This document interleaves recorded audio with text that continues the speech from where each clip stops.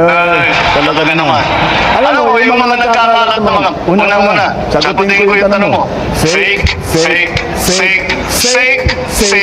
Fake news. Yan.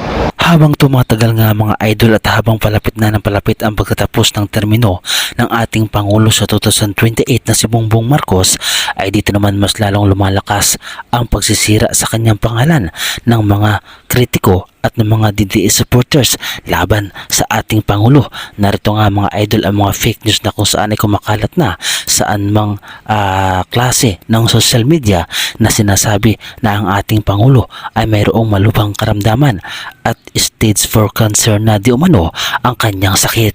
Nag-live sa ganito, nasa freezer na.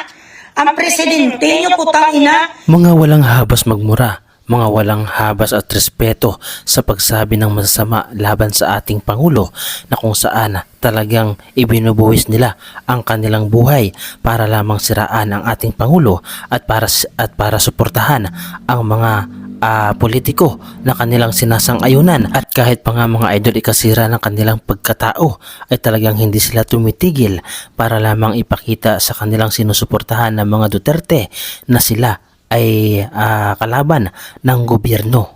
Nga mamatay ng putang ng buang Pangulo nga si Bongbong Marcos. Kanit unta mamatay na inyong presidente. Wa may presidente nga bangag, wa may presidente nga adik, wa may presidente nga weak, wa may presidente nga incompetent. Okay? Unta mamatay na ka Bongbong Marcos. Sila ang ilan nga mga idol sa mga DDS supporters na patuloy na sumisira sa imahe at pangalan ng ating Pangulo. Walang tigil sa pagmumura at walang tigil sa pang-alipusta sa pangalan ng ating Pangulo. Sila ang mga nagsasabi na ang ating Pangulo ay mayroong stage 4 cancer at malubha nga ang kalagayan ngayon.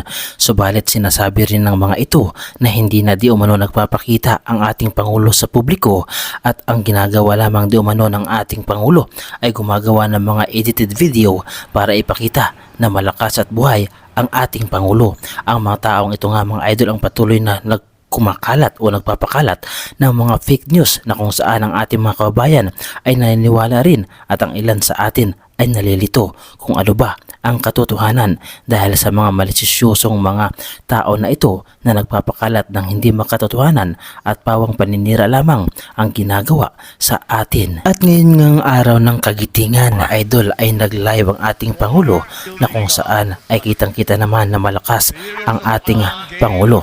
Subalit ang mga tao na patuloy na sumisira sa kanya, lalo na ang mga DDS supporters at mga kritiko, ay hindi naniniwala at sinasabi na ang naturang video ay edited di umano. To honor building love of country.